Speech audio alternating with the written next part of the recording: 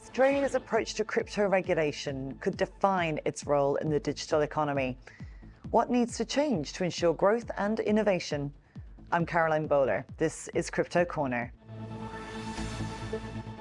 And welcome to the programme.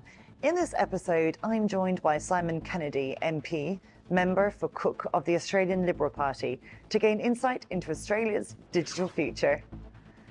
Simon, thank you so very much for coming along and joining us. We really appreciate your time.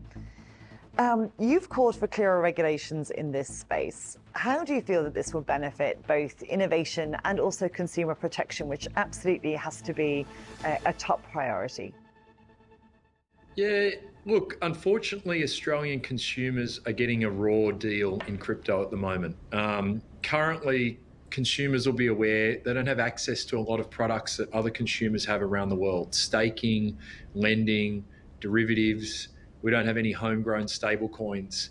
And I think that lack of regulatory certainty isn't allowing local and international exchanges to provide these products to consumers. So we're actually not giving consumers the best deal.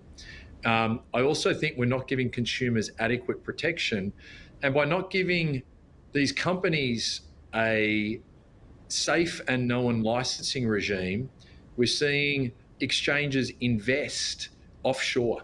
So Australia has all the ingredients to be a crypto superpower. We rank sixth in the world in terms of number of crypto and blockchain patents. We rank eighth in the world for prevalence of trading crypto.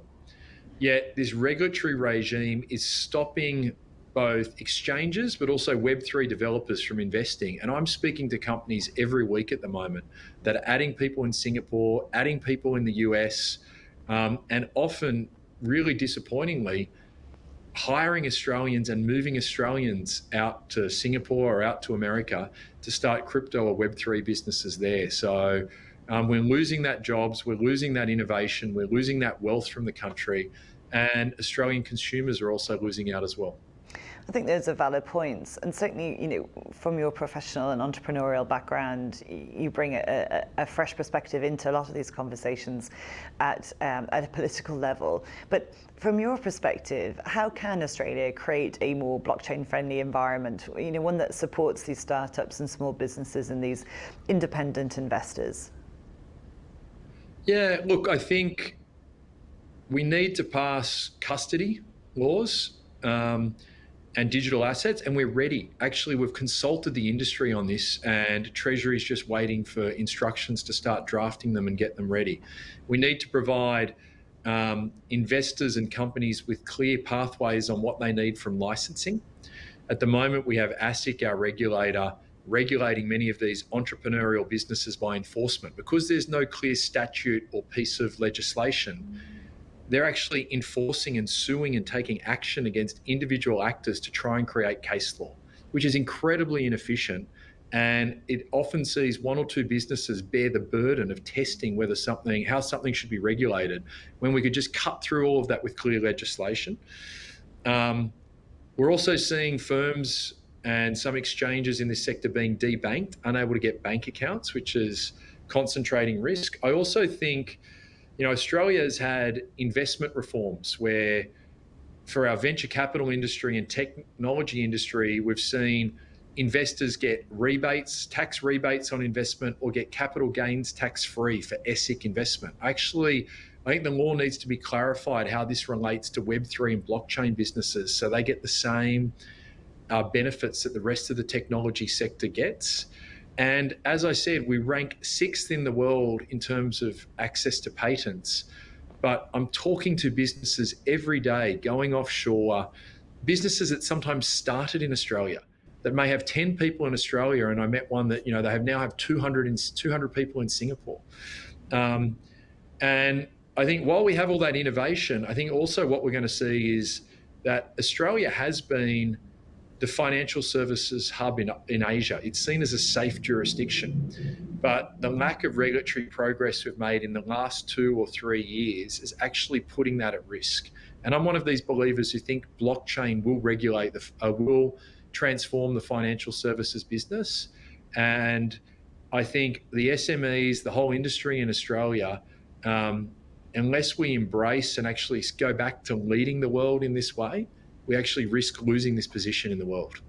I think that's a very valid point, and certainly, conversations that we've had both with your party and with the current government, we really try and press the point that the conversation around whether or not blockchain technology and tokenization is going to be part of the financial services system, those decisions have already been made, and they've been made outside of Australia's borders by the large international multinational banks, the Goldman Sachs, your Morgan Stanleys, etc. of this world. So it's really beholden on us to, as you say, foster and cultivate that talent locally that are familiar with at grassroots level around tokenization. Just on that point, though, what would be at stake for Australia if we do fall behind in this global crypto and digital asset space? It's Australia's wealth. It's Australia's wealth. It's our preeminence as a safe leading banking jurisdiction.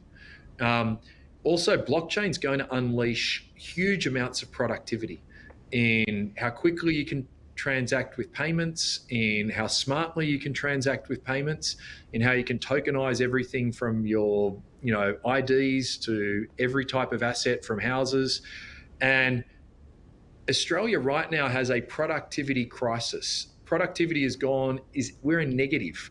We're actually producing, for the same amount of inputs, more than 5% less than what we were producing 2 years ago. So we have a productivity crisis, which is leading Australian families and Australian businesses to become poorer. The average Australian family has become 7 to 12% poorer in the last 2 years. The efficiency you're going to get from this sector to actually drive the wealth of this country is at stake. And I think the last thing is, the great thing about blockchain technology is it's instantaneously global. Unlike other areas of tech where you prove it in one little market and the traditional pathway to tech in Australia was prove something in Australia. It was a nice testing ground because it shared some commonality to the US, then you go global. You can instantaneously grow a global business from anywhere in the world.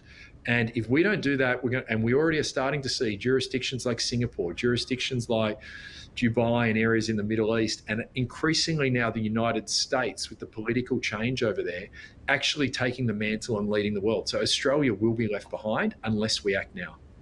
I certainly appreciated the comments that you're making around the treatment from taxation and research and development that the technology industry receives in Australia, but that we ourselves in blockchain don't yet receive, which is quite a challenging point given we do our research and development all onshore here in Australia. Our development team are all based here. So we're really trying to inculcate knowledge around blockchain locally because we understand the importance for the economy going forward. Just to close here, what would you see as the specific policies or initiatives that you think are going to make the most sense for an industry like ourselves to take stronger root here in Australia?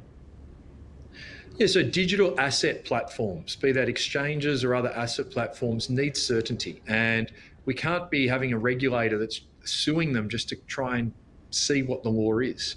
So we need a statute that gives these people a pathway to license certainty. That could look something like, keep operating for the next 2 years, we're going to license you and it looks like this. I think payment service providers, I think stablecoins are going to revolutionize the way we do payments globally.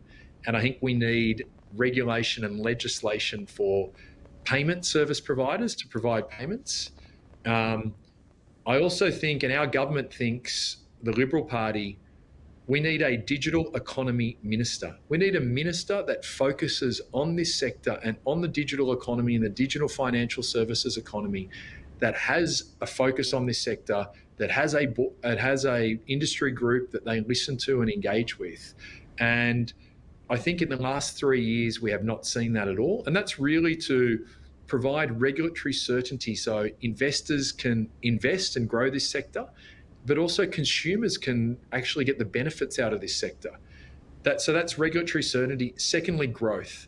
We do need to encourage growth and innovation, be that a regulatory sandbox, be that the taxation treatment that we were just talking about and tax incentives, and ensuring that our regulators adequately resource to encourage innovation, not just prosecute enforcement. That's really what we want our regulator here to be doing locally.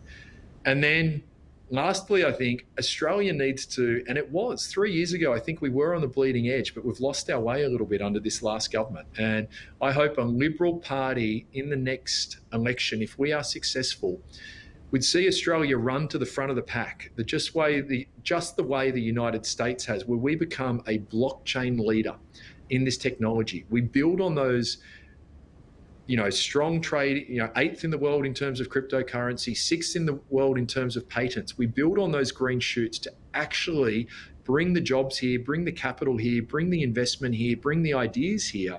But right now we're actually exporting all that talent and we're losing it to overseas. Well, we need to become a net importer in talent. Go back to where we were 3 years ago. And I think speaking to our financial services shadow minister, Luke Howarth, speaking to the Treasurer, Angus Taylor, speaking to Peter Dutton, speaking to Jane Hume, I think that's what you would get from a Liberal Party government in Australia if we were elected in just 8 weeks' time. Brilliant. Thank you so very, very much for joining us. So this program has been brought to you by BTC Markets. This is Ticker. We'll be right back.